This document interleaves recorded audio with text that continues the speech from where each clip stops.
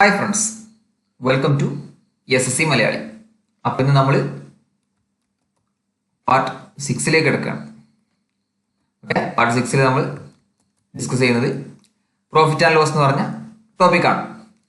എക്സാമിന് വളരെയധികം ഇമ്പോർട്ടൻ്റ് ആയിട്ടുള്ള ഒരുപാട് ക്വസ്റ്റ്യൻസ് വരുന്ന ഏരിയയാണ് പ്രോഫിറ്റ് ആൻഡ് ലോസ്. അതുകൊണ്ട് തന്നെ നമ്മൾ ഇത് രണ്ട് പാർട്ടാക്കിയിട്ടാണ് ചെയ്യുന്നത്. ആദ്യത്തെ പാർട്ടിൽ 10 ക്വസ്റ്റ്യൻ, രണ്ടാമത്തെ പാർട്ടിൽ 10 ക്വസ്റ്റ്യൻ. അതുപോലെ തന്നെ ഇതിൻ്റെ ഒരു സബ് ടോപ്പിക് എന്ന് പറയാൻ പറ്റില്ല, ഇതിൽ തന്നെ ഇൻക്ലൂഡ് ആയിട്ടുള്ള ഒരു ടോപ്പിക്കാണ് ഇത് ഡിസ്കൗണ്ട് എന്ന് പറയുന്നത്. അതും ഒരു സെപ്പറേറ്റ് പാർട്ടാക്കിയിട്ട് നമ്മൾ ചെയ്യുന്നുണ്ട്. അങ്ങനെ ടോട്ടൽ 3 പാർട്ടാക്കിയിട്ടാണ് പ്രോഫിറ്റ് ലോസ് ആൻഡ് ഡിസ്കൗണ്ട് എന്നുള്ള ഈ ടോപ്പിക്ക് നമ്മൾ ചെയ്യുന്നത്. അപ്പോൾ നമുക്ക് ഇന്നത്തെ ആദ്യത്തെ ക്വസ്റ്റ്യൻ നോക്കാം. എന്താണ്? If selling price is ₹72 and gain percentage is 20%, calculate the cost price. Selling price 72 ആണ്,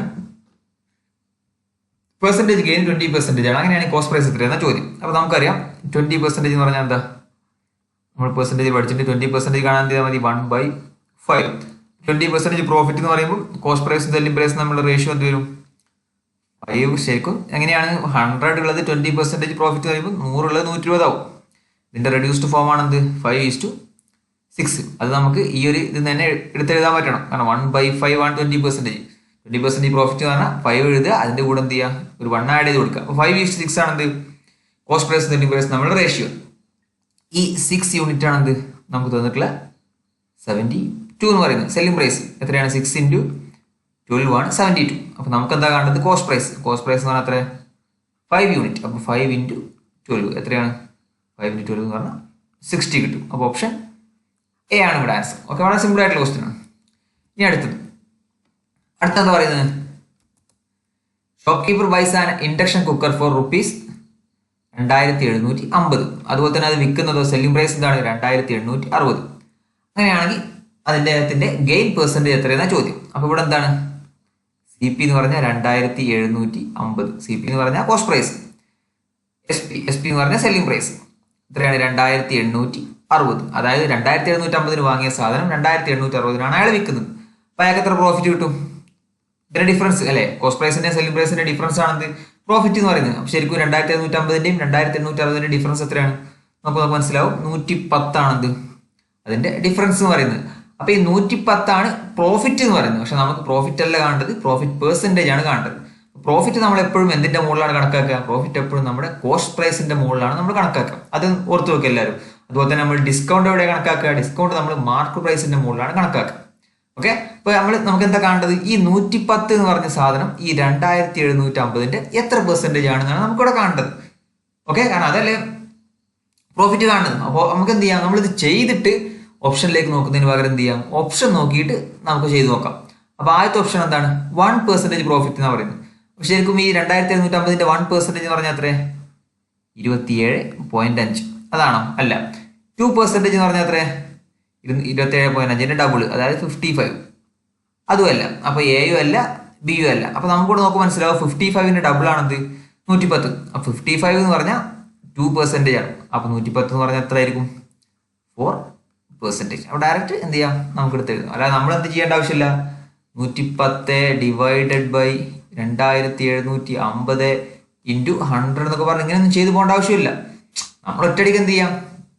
ഓപ്ഷൻ നോക്കിയിട്ട് ഇതിങ്ങനെ എടുത്തെടുത്ത് പോവാം. അങ്ങനെ വേണം പെർസെൻറ്റേജ് കാര്യങ്ങളൊക്കെ ചെയ്യാൻ. പിന്നെ അടുത്ത ക്വസ്റ്റ്യൻ എന്താ പറയുന്നത്?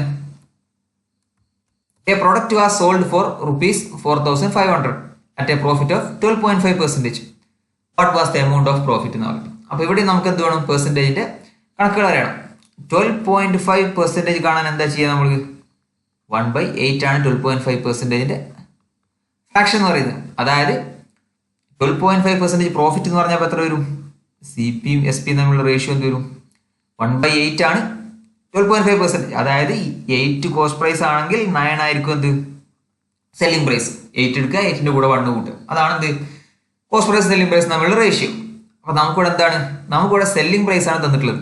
അതായത് ഈ 9 യൂണിറ്റ് നമുക്ക് തന്നിട്ടുണ്ട്. എത്രയാണ്? 4500. ഈ 4500 എന്ന് പറഞ്ഞാൽ എന്താ? 9നെ 5 കൊണ്ട് മൾട്ടിപ്ലൈ ചെയ്യുന്നു, പിന്നെ 2 0 കൊടുക്കുന്നു. അതാണ് 4500 എന്ന് പറയുന്നത്. നമുക്ക് എന്താ കാണേണ്ടത്? What was the amount of profit. അപ്പൊ കോസ്റ്റ് പ്രൈസ് 8ഉം സെല്ലിംഗ് പ്രൈസ് 9ഉം ആണെങ്കിൽ ഇവിടെ പ്രോഫിറ്റ് എത്രയാണ്? 1 യൂണിറ്റ് അല്ലെ. അപ്പൊ 1 യൂണിറ്റ് കാണാൻ എന്ത് ചെയ്താൽ മതി? 9 യൂണിറ്റ് എന്ന് പറഞ്ഞാൽ ഇൻറ്റു 5 പിന്നെ 2 സീറോ. അപ്പോൾ 1 യൂണിറ്റ് എന്ന് പറഞ്ഞാൽ എന്താ ഇൻറ്റു 5 2 സീറോ. അപ്പോൾ 1 × 5 പിന്നെ 2 സീറോ കൂടെ കൊടുത്ത് എത്ര വരും 500 വരും. ഓപ്ഷൻ സി ആണ് ആൻസർ. ഓക്കെ, അടുത്ത ക്വസ്റ്റ്യൻ നോക്കാം.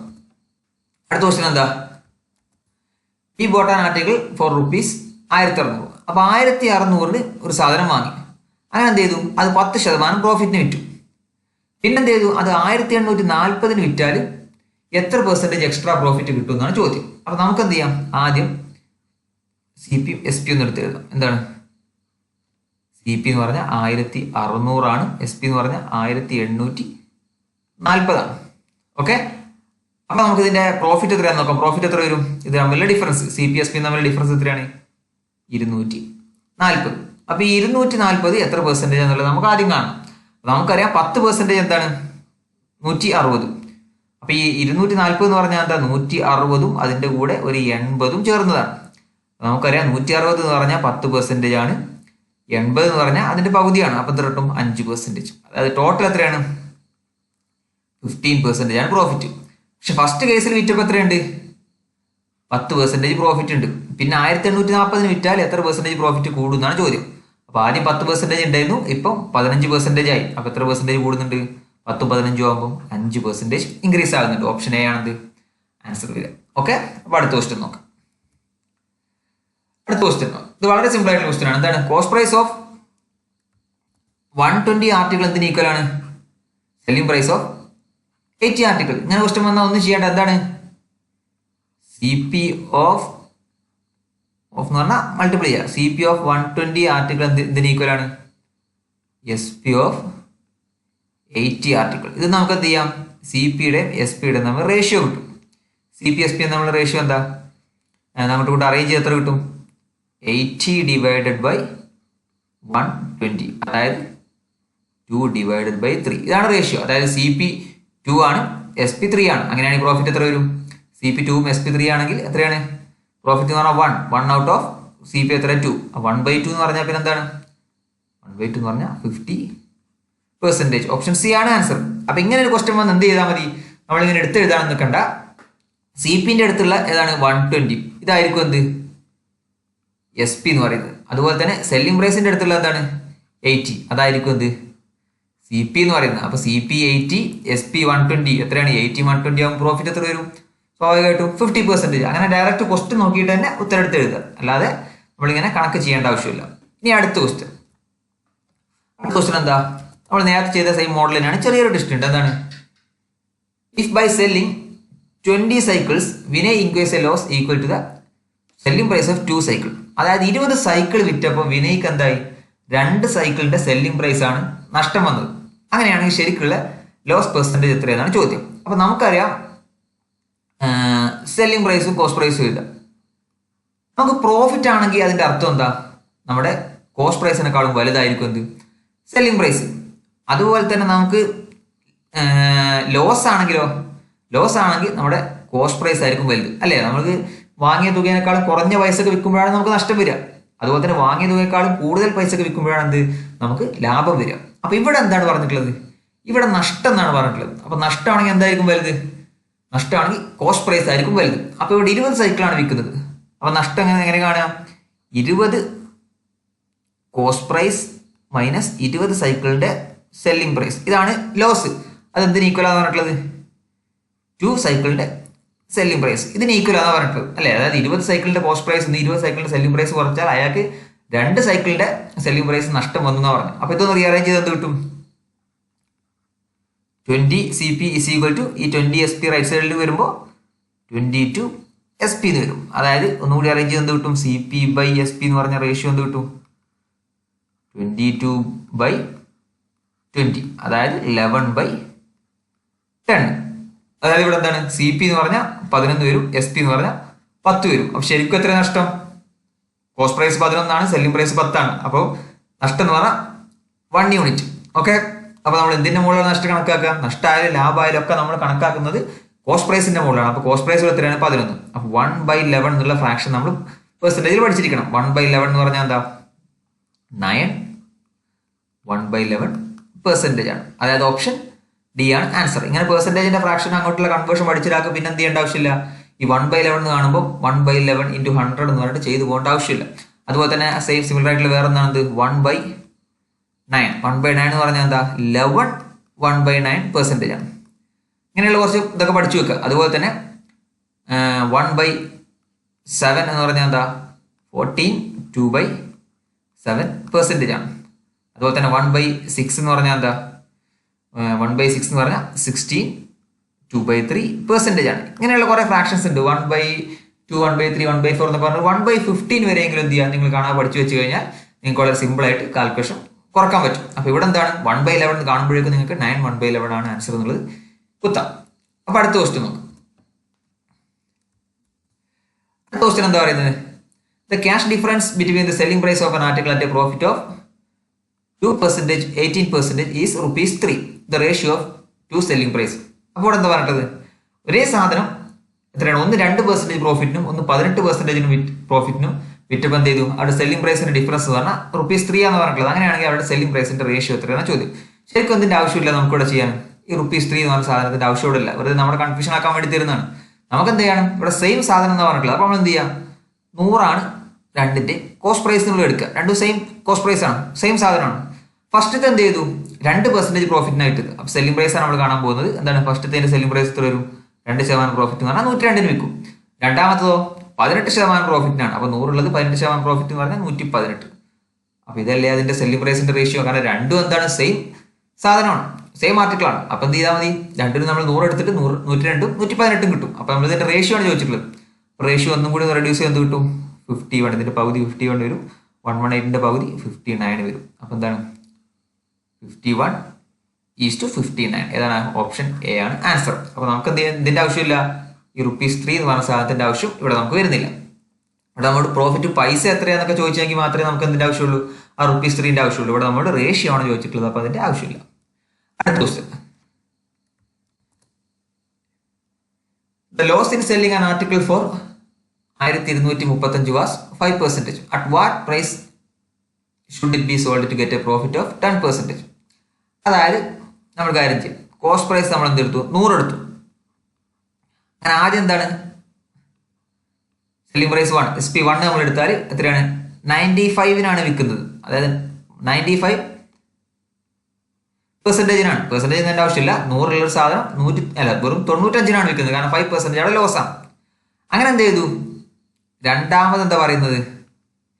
ഈ സാധനം 10% പ്രോഫിറ്റ് കിട്ടണമെന്നുണ്ടെങ്കിൽ എത്രക്ക് വിൽക്കണം എന്നാ ചോദ്യം. അപ്പൊ 10% എന്ന് പറയുമ്പോൾ 110. അതായത് 100 സാധനം 110 വിൽക്കണം. ഓക്കെ, ഇവിടെ നമുക്ക് എന്താ തന്നിട്ടുള്ളത്? 1235 തന്നിട്ടുണ്ട്. അതെന്താണ്? ഫസ്റ്റത്തെ സെല്ലിംഗ് പ്രൈസ് ആണ്. അപ്പൊ ഈ 95 യൂണിറ്റ് ആണെന്ത് നമ്മൾ ഇതിനൊന്നുകൂടി റെഡ്യൂസ് ചെയ്ത് കിട്ടും.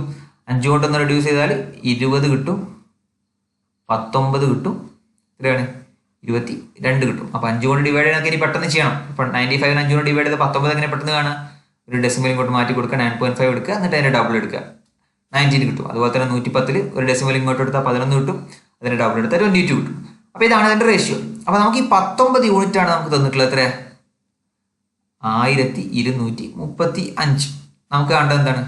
ഈ 22 യൂണിറ്റ് ആണ്. അപ്പൊ നമുക്കിവിടെ കാണുമ്പോൾ തന്നെ മനസ്സിലാവും എന്താണ് ഈ 110 22 എന്നൊക്കെ പറഞ്ഞാൽ എന്താണ്? അതൊരു 11ന്റെ മൾട്ടിപ്പിൾ ആണ്. അപ്പൊ നമ്മുടെ ആൻസർ എന്തായിരിക്കും?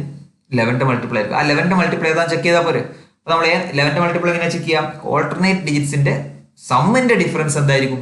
ഒന്നുകിൽ 0 ആയിരിക്കും, അല്ലെങ്കിൽ 11 ആയിരിക്കും, അല്ലെങ്കിൽ 22 ആയിരിക്കും. അങ്ങനെ 11ന്റെ ഏതെങ്കിലും മൾട്ടിപ്പിൾ ആയിരിക്കും. ഇവിടെ നമ്മൾ നോക്കുമ്പോൾ എന്താ? ഓൾട്ടർനേറ്റ് ഡിജിറ്റ്സ് ഏതാ? ഇവിടെ 1ഉം 3ഉം ആണ്. സം എന്ന് പറഞ്ഞാൽ 4. ഇവിടെ 3ഉം 5ഉം ആണ്. എത്രയാണ്? സം എന്ന് പറഞ്ഞാൽ 8. അപ്പൊ 8 - 4 എന്ന് പറഞ്ഞാൽ എത്ര കിട്ടുക? -4 ആണ്. 11ന്റെ മൾട്ടിപ്പിൾ അല്ല. അപ്പൊ എ പോയി. ഇവിടെ എന്താണ്? 1ഉം 8ഉം എത്രയാണ്? 9. 3ഉം 0ഉം 3. അപ്പൊ 9 - 3 എന്ന് പറഞ്ഞാൽ 6 ആണ്. അതും എന്തല്ല? 11ന്റെ മൾട്ടിപ്പിൾ അല്ല. ഇവിടെ എന്താണ്? 1ഉം 3ഉം 4 -4ഉം 0ഉം 4. അപ്പൊ 0. അപ്പൊ എന്ത് പറ്റും? ഇത് 11ന്റെ മൾട്ടിപ്പിൾ ആണ്. പക്ഷെ ഇതാണ് നമുക്ക് ഉറപ്പിച്ചു വരാൻ പറ്റില്ല. വേറെ നാലാമത്തെ ഓപ്ഷൻ കൂടെ 11ന്റെ മൾട്ടിപ്പിൾ ആണോ നോക്കണം. ഇവിടെ നോക്കുമ്പോൾ എന്താണ്? 1ഉം 0ഉം 1, 3ഉം 0ഉം -3 എത്രയാണ്?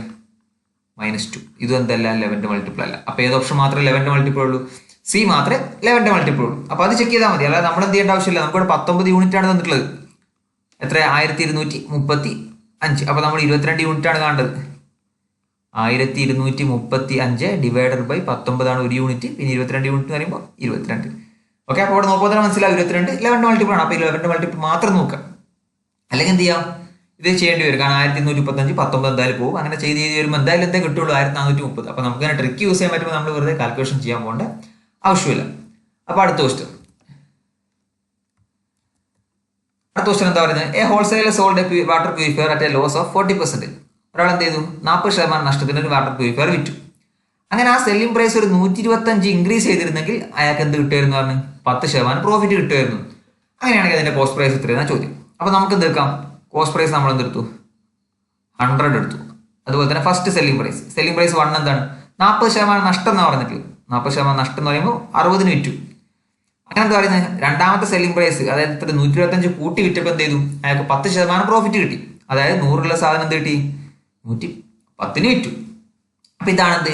CP-ന്റെ പിന്നെ ഫസ്റ്റ് സെല്ലിംഗ് പ്രൈസിന്റെ രണ്ടാമത്തെ സെല്ലിംഗ് പ്രൈസിന്റെ റേഷ്യോ എന്ന് പറയുന്നത്. ഇവിടെ ഏതാണ് ഈ 125 എന്ന് പറയുന്നത്? ഇവിടെ തന്നിട്ടുള്ളത് ഏതാണ്?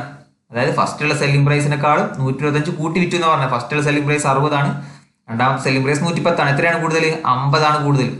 ഈ 50 യൂണിറ്റ് ആണ് നമുക്ക് തന്നിട്ടുള്ള 125 എന്ന് പറയുന്നത്. നമുക്ക് എന്താ കണ്ടത്? Cost price of the purifier. Cost price എന്ന് പറഞ്ഞാൽ എത്ര? 100 യൂണിറ്റ്. അപ്പൊ 50 യൂണിറ്റ് 125 ആണെങ്കിൽ 100 യൂണിറ്റ് എന്ത് കിട്ടും? നമുക്കറിയാം 15 ഡബിൾ ആണ് 100. അപ്പൊ 125 ഡബിൾ എടുക്കുക. എത്രയാണ്? 250. ഓപ്ഷൻ എ ആണ് ആൻസർ. ഓക്കെ, അപ്പൊ അടുത്ത ക്വസ്റ്റ്യൻ, ഈ പാർട്ടിലെ അവസാനത്തെ ക്വസ്റ്റ്യൻ എന്താ പറയുന്നത്? When Babu decreases the selling price of shoe from 360 നിന്ന് 345 ആയിട്ട് എന്ത് ചെയ്തു? സെല്ലിംഗ് പ്രൈസ് കുറച്ചപ്പോൾ അദ്ദേഹത്തിന്റെ ഷൂവിന്റെ ലോസ് എത്രയായി? 4% കൂടി എന്ന് പറഞ്ഞു. അപ്പൊ ആദ്യം X% ലോസ് ആയിരുന്നെങ്കിൽ ഇപ്പൊ എന്താണ്? X+4% ലോസ് ആണ്. 4% കൂടി. ഓക്കെ, നമ്മൾ എന്താണ് ലോസും പ്രോഫിറ്റ് ഒക്കെ നമ്മൾ കണക്കാക്കുന്നത് ഇതിന്റെ പുറത്താണ്, നമ്മൾ കോസ്റ്റ് പ്രൈസിന്റെ പുറത്താണ്. ഓക്കെ, അപ്പൊ ഇവിടെ എത്ര കൂടിയിട്ടുണ്ട്? 4% ആണത് ഇവിടുത്തെ ലോസ് എന്ന് പറയുന്നത്. അപ്പൊ ആ 4% ആണത് ഇവിടുത്തെ ഡിഫറൻസ് എന്ന് പറയുന്നത്. എത്രയാണ് ഡിഫറൻസ്? എത്രയാണ്? ₹360 ഉണ്ട്, 345 ഉണ്ട്. ഡിഫറൻസ് എത്രയാണ്? 15. അതായത് 15 രൂപ കുറഞ്ഞപ്പോൾ 4% കൂടെ എന്ത് കൂടി? ലോസ് കൂടി എന്ന് പറയുന്നത്. അപ്പൊ അതിന്റെ അർത്ഥം എന്താണ്? ആ ആർട്ടിക്കിളിന്റെ കോസ്റ്റ് പ്രൈസിന്റെ 4% ആണത് 15 എന്ന് പറയുന്നത്. നമുക്ക് എന്താ കണ്ടത്? കോസ്റ്റ് പ്രൈസ് ആ കണ്ടത്. അപ്പൊ കോസ്റ്റ് പ്രൈസിന്റെ 4% 15 ആണെങ്കിൽ കോസ്റ്റ് പ്രൈസിന്റെ 100% എത്രയാണ് നമ്മൾ കാണേണ്ടത്. അപ്പൊ എന്ത് ചെയ്താൽ മതി? 1% കാണാൻ 15/4 ചെയ്യുക, 100% കാണാൻ × 100 ചെയ്യുക. ഇത് ചെയ്താൽ മതി. അപ്പൊ എന്ത് കിട്ടും? 15/4 × 100 എത്രയാണ്? 15/4 എന്ന് പറഞ്ഞാൽ 15/4 എങ്ങനെ ചെയ്യാം? 15/2 ചെയ്യുക ആദ്യം, പിന്നെ അതേ /2 ഒന്നും കൂടെ ചെയ്യാം. 15/2 എന്ന് പറഞ്ഞാൽ എത്ര കിട്ടും? 7.5 കിട്ടും. അതിനൊന്നും കൂടെ 2 ഡിവൈഡ് എത്ര കിട്ടും? 3.75 കിട്ടും. അപ്പൊ 3.75 × 100 ആണ് നമ്മുടെ ആൻസർ. എത്ര കിട്ടും? 375 എന്ന് കിട്ടും. ഓപ്ഷൻ ബി ആണ് ആൻസർ. അല്ലെങ്കിൽ എന്ത് ചെയ്യാം? നമുക്കിവിടെ നോക്കുമ്പോൾ മനസ്സിലാവും 4നെ 100 ആക്കിയത് എന്തുകൊണ്ട് മൾട്ടിപ്ലൈ ചെയ്യുമ്പോൾ 4 ×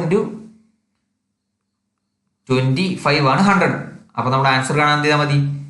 15 × 25 ചെയ്താൽ മതി. അങ്ങനെ ചെയ്താലും എന്ത് കിട്ടും? 375 എന്ന് കിട്ടും. ഓപ്ഷൻ ബി ആണ് ഇവിടെ ആൻസർ.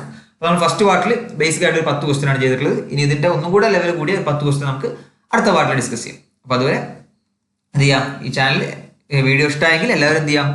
ലൈക്ക് ചെയ്യുക. അതുപോലെ തന്നെ നിങ്ങളുടെ ഫ്രണ്ട്സിന് എല്ലാവരും ഷെയർ ചെയ്ത് കൊടുക്കുക. മാക്സിമം ആൾക്കാരിൽ എത്തിക്കുക.